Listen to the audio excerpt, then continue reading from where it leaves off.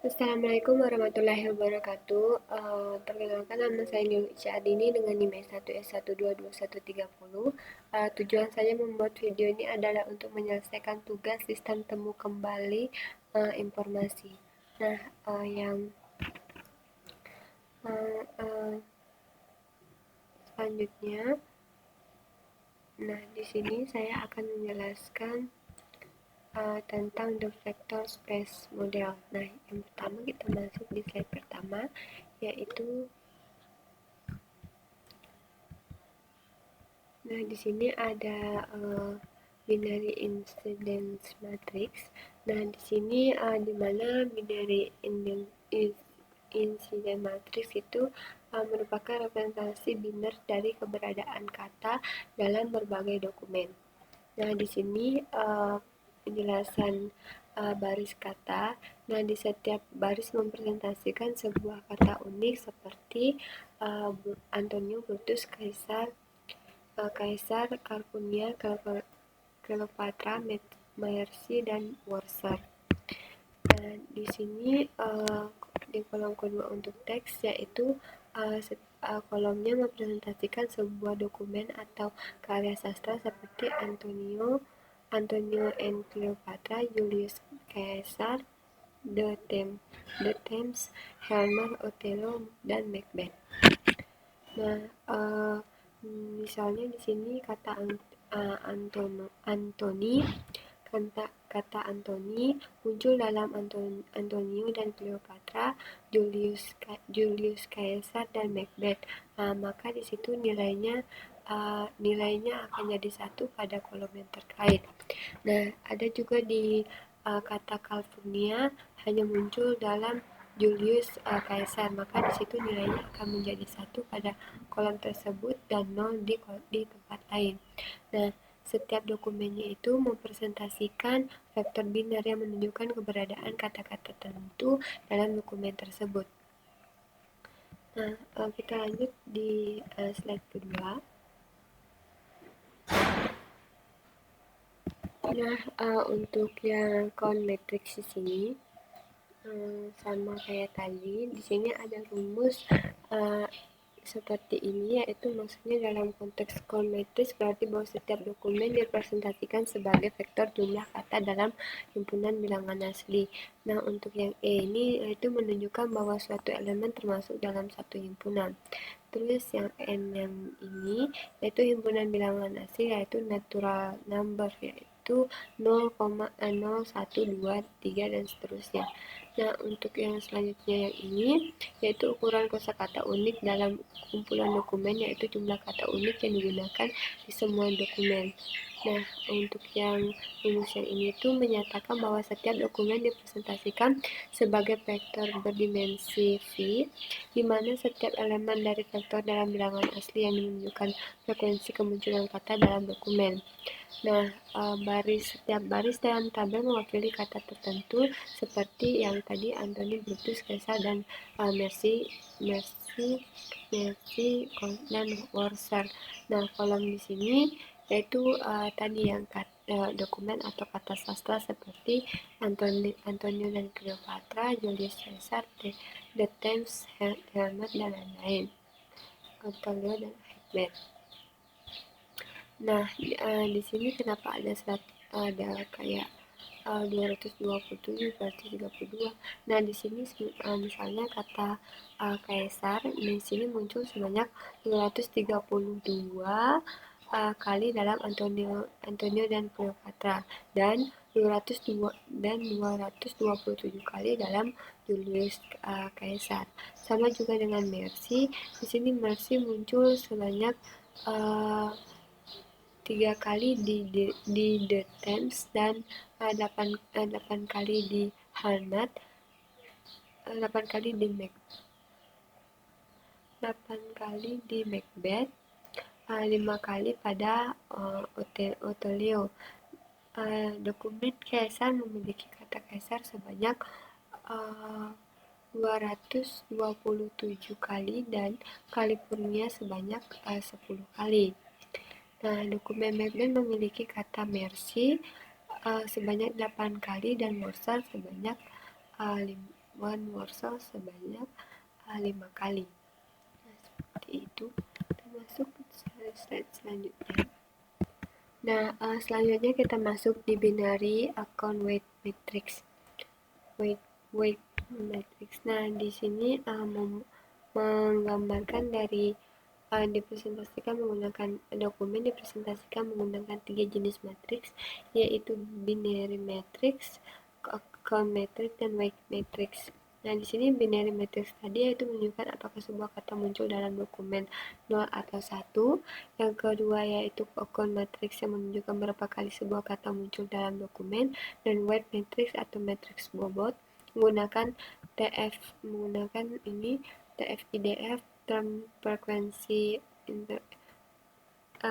frekuensi dan interference dokumen frekuensi untuk memberikan bobot pada setiap kata berdasarkan pentingnya dalam dokumen. Nah, di sini TF-IDF itu menggunakan rumus teks dalam kurung TF per IDF TD sama dengan teks dalam kurung awal TF TD dan times teks IDF dalam kurung T. Nah, di mana TF di situ maksudnya term frekuensi itu seberapa sering kata itu muncul. IDF-nya itu seberapa penting kata tersebut dalam keseluruhan dokumen. Nah, selanjutnya di sini misalnya kita mengambil beberapa contoh. Misalnya di sini Antonio, Brutus, dan Kaisar. Nah, di sini Antonio dan Cleopatra ada 5,25, 3,18, 0, dan seterusnya. Nah, dari tabel ini di sini setiap elemen dalam vektor mewakili bobot dari TF-IDF kata dan dalam dokumen. Nah, di sini awalnya dokumen hanya dipresentasikan dalam bentuk binar atau ada tidaknya kata. Nah, kemudian dipresentasikan sebagai jumlah kemunculan kata dalam count matrix. Yang ketiga itu akhirnya untuk meningkatkan pemahaman makna digunakanlah yang namanya TF-IDF weight matrix yang mempertimbangkan frekuensi relatif dan pentingnya kata dalam dokumen. Nah, nanti dokumen dipresentasikan sebagai vektor nilai real di ruang berdimensi V yang lebih berguna dalam pencarian informasi dan machine learning.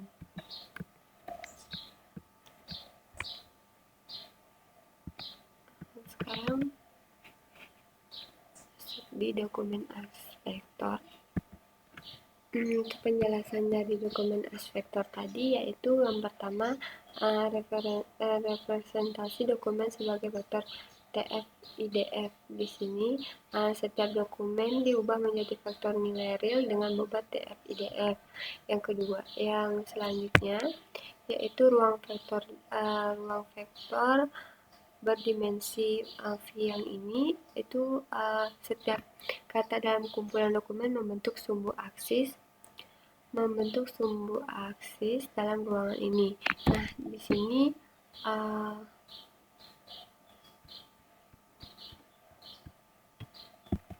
nah, yang selanjutnya untuk ketiga tadi yaitu dokumen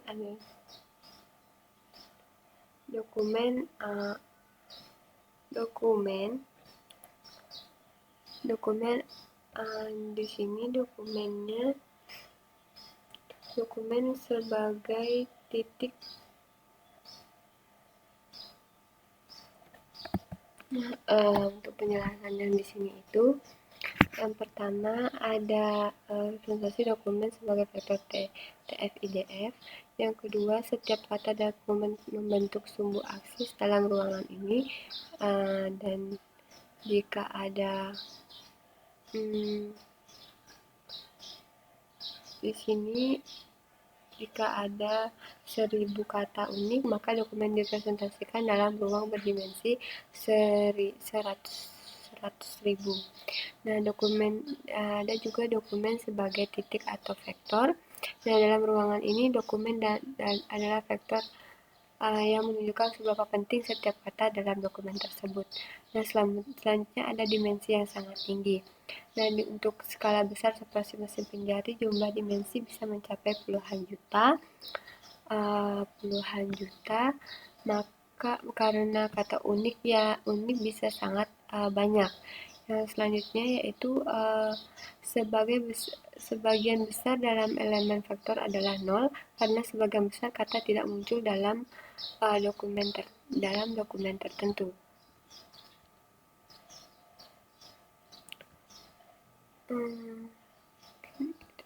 Ya, terus kita lanjut di queries as vektor.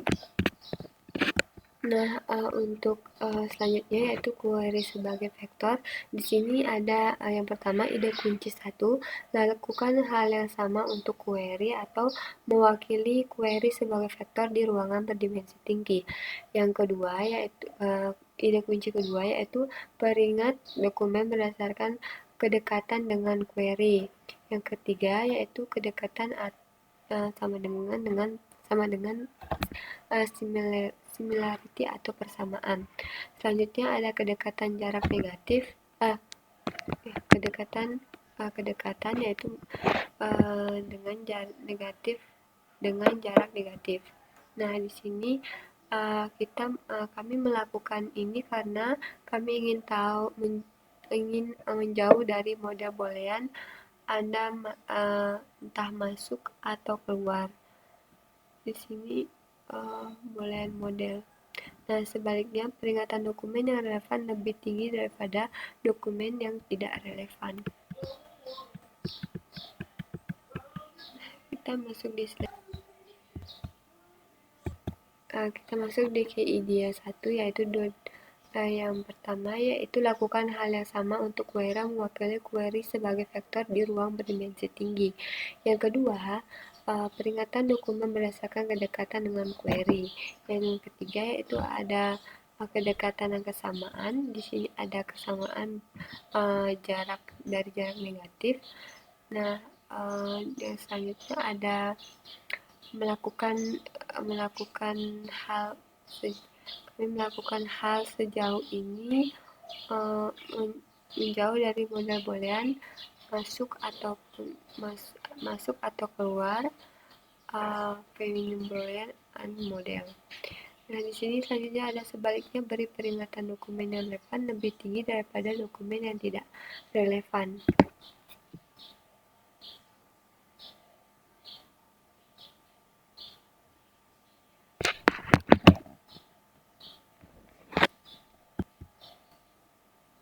Nah, selanjutnya kita masuk di selanjutnya yaitu how do we di sini bagaimana kita memformalkan kesamaan ruang vektor. Yang pertama yaitu potongan pertama atau negatif jarak antara dua titik. Yang kedua yaitu melakukan jarak antara titik akhir kedua vektor. Yang ketiga yaitu ada jarak Euclidean. Yang keempat yaitu jarak Euclidean adalah ide yang sangat buruk. Nah, yang kelima yaitu karena jarak Euclidean besar untuk vektor dengan panjang yang berbeda. Selanjutnya kita masuk di slide selanjutnya. Nah, di sini kita mau membahas tentang mengapa jarak adalah ide yang buruk. Nah, yang pertama di sini di D1 yaitu jumlah penyair yang kelaparan meningkat. Nah, di sini kini untuk kaya miskin. Nah, untuk D3-nya itu rekor gaji pemain bisbol pada tahun 2010. Di sini kaya, di sininya miskin. Nah, di sini yang di D2 yaitu kesenjangan antara si kaya dan si miskin semakin besar. Nah, ada Q dan dan D2 besar meskipun distribusi istilah dalam query Q dan distribusi istilah dalam dokumen D sangat mirip. Di sini ada pertanyaan tentang pengaturan dasar ruang vektornya. Seperti yang sudah lihat di sini di diagram yang ini. Di sini untuk miskinnya dan di sini untuk di sini untuk yang kaya atau rich. Nah, kita masuk di slide selanjutnya. Nah, di sini gunakan sudut bukan jarak. Kita akan menggunakan sudut tapi bukan jarak. Nah, yang pertama yaitu peringatan dokumen menurut sudut dengan query. Yang kedua ada eksperimen pikiran yaitu mengambil dokumen D dan tambahkan ke dirinya sendiri. Nah, sebutkan dokumen ini D 2 kali lebih panjang dari D. Secara semantik D dan D memiliki dokumen yang sama. Nah, sudut antara dua dokumen adalah 0 yang sesuai dengan kesamaan maksimal. Nah, meskipun jarak eduksian antara kedua dokumen tersebut bisa sangat besar. Kita masuk ke selanjutnya, yaitu from English to cosinus. Nah, jika dari sudut kosinus yaitu ada dua pengertian berikut yang ekuivalen. Yang pertama yaitu peringatan dokumen menurut sudut antara query dan dokumen dalam urutan menurun. Yang kedua ada peringatan dokumen menurut kosinus atau query dokumen dalam urutan menaik. Yang selanjutnya, yang kedua yaitu ada kosinus adalah fungsi sudut yang menurun secara monoton untuk interval 0 derajat dan 180 derajat. Nah, ini untuk kosinus yang dari 1 akan melengkung sampai 350-an.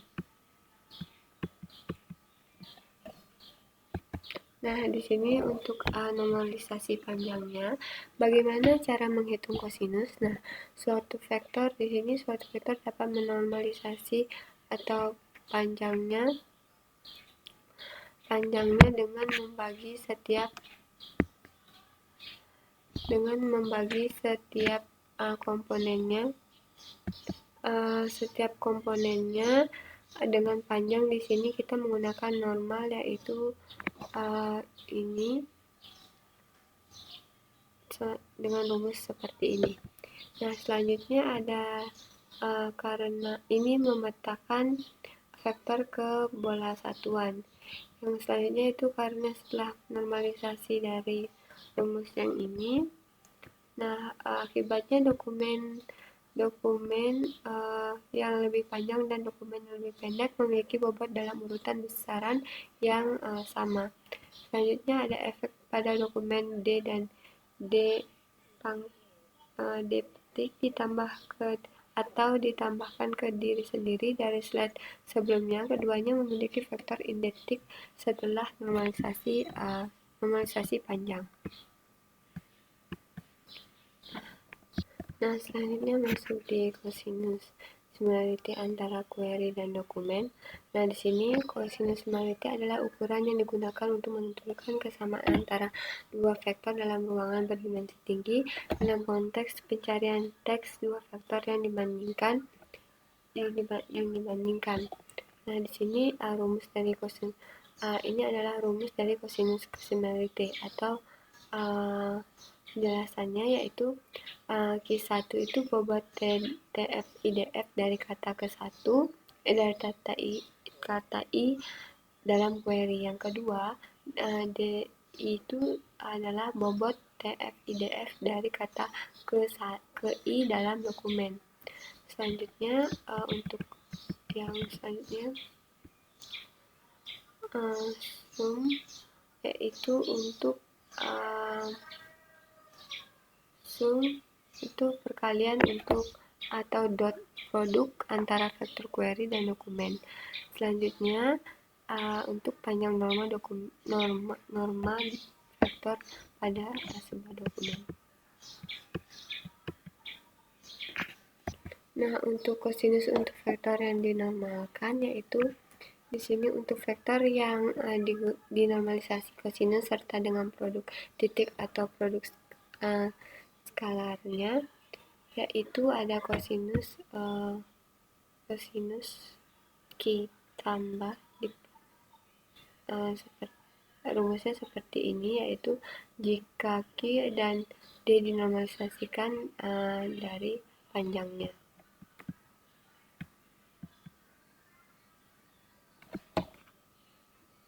Nah, untuk di sini kosinus simetri yang menunjukkan bagaimana kemiripan antara sebuah query dengan beberapa dokumen. Di sini ada komponen dalam gambar yaitu sumbu X dan sumbu Y. Nah, sumbu X ini menunjukkan dari nilai konsep rich atau kaya. Di sini untuk yang miskin. Nah, setiap dokumen itu dipresentasikan sebagai vektor dalam ruang 2 dimensi berdasarkan frekuensi atau membuat IDF kata-kata yang mewakili konsep tertentu. Nah, di sini untuk presentasinya itu nah, di sini yaitu ada D1, D2, dan D3. Nah, setiap dokumen dalam koleksi dipresentasikan sebagai vektor. Arah vektor menunjukkan karakteristik dari isi dokumen. Nah, sudut antara vektor query key dan vektor dokumen adalah vektor utama dalam menghitung kemiripan dari kosinus. Nah, semakin kecil sudut yang ini, maka semakin mirip dokumen dengan query tersebut. Nah,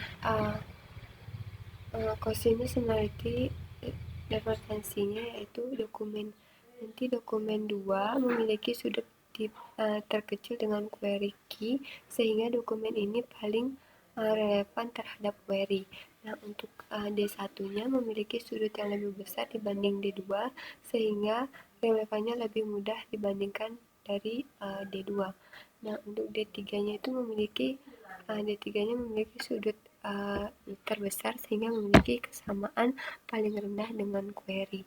Nah, karena kosinus penalti dihitung sebagai cos, maka jika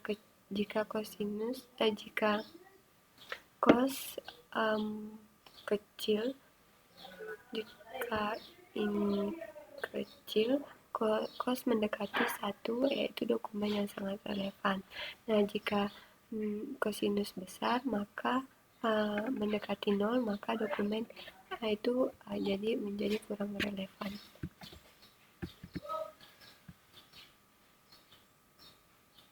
Nah, ini untuk example-nya. Nah, seperti ini. Nah, di sini yaitu mengilustrasikan konsep dari kosinus simetri yang digunakan untuk mengukur kemiripan antara sebuah query key dan beberapa dokumen yaitu D1, D2, dan D3. Nah, berdasarkan sudut di antara vektor-vektor dalam ruangan multidimensi. Nah, di sini semakin kecil sudut antara dua vektor, semakin besar nilai kosinus simetrinya. Nah, yang menunjukkan bahwa dokumen lebih relevan terhadap query dalam dokumen D2 memiliki sudut terkecil dengan query, sehingga paling relevan, sedangkan dari D3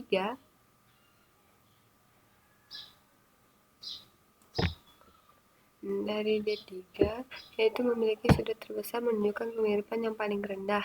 Nah, konsep ini banyak digunakan untuk retrieval informasi seperti pencarian teks dan sistem rekomendasi berbasis teks. Nah, di sini itu digunakan kan di sini kosinus similarity digunakan untuk mengukur kesamaan antara dua dokumen berdasarkan sudut antara vektor referensi mereka dalam ruangan multidimensi. Nah, dalam contoh ini bobot kata dokumen yaitu SAS, PAP, dan WH. Nah, dihitung menggunakan log frekuensi weighting, lalu dinormalisasikan dengan cosine normalisasi. agar dibandingkan secara lebih adil. Nah, hasil perhitungan menunjukkan bahwa nilai kosinus simetri antara SAS dan PAP adalah 0,94. Di sini di sini 0,94 lebih besar dibandingkan dengan SAS dan WHA yaitu 0,79 serta PAP dan WH yaitu 0,69. Nah, hal ini menunjukkan bahwa SAS dan PAP memiliki kemiripan lebih tinggi karena distribusi bobot kata yang lebih serupa, sedangkan dari WH memiliki kata unik seperti whitening yang tidak muncul di dokumen lain, sehingga menurunkan kesamaan dengan SAS dan PAP. Sebagian tinggi nilai kosinus simetri semakin mirip juga dokumen tersebut dalam hal isi dan penggunaan kata. Ini untuk komponen dari octave weighting-nya. Ini example IDF-nya. Nah, ini dia. Dan terakhir untuk summing diva vector space modelnya. Ini di sini dari slide yang ini, yaitu dalam model vektor pencarian terurut atau ranked retrieval. Di sini query dan setiap dokumen dipresentasikan sebagai vektor yang bobotnya dihitung menggunakan metode TF IDF term frekuensi. Nah, selanjutnya difference dokumen frekuensinya itu kemudian dihitung nilai kosinus simetri antara vektor query dan vektor masing-masing dokumen untuk mengukur sejauh mana kemiripan antara keduanya. Nah, selanjutnya dokumen-dokumen tersebut lalu diurutkan berdasarkan tingkat kemiripan tersebut. Nah, dan sistem akan menampilkan jumlah dokumen teratas, misalnya K sama dengan 10 yang paling relevan terhadap query kepada penggunanya. Baik, mungkin itu saja penjelasan dari saya. Bila ada salah kata mohon dimaafkan. Saya akhiri dengan ucapan billahi taufiq wal hidayah. Wassalamualaikum warahmatullahi wabarakatuh.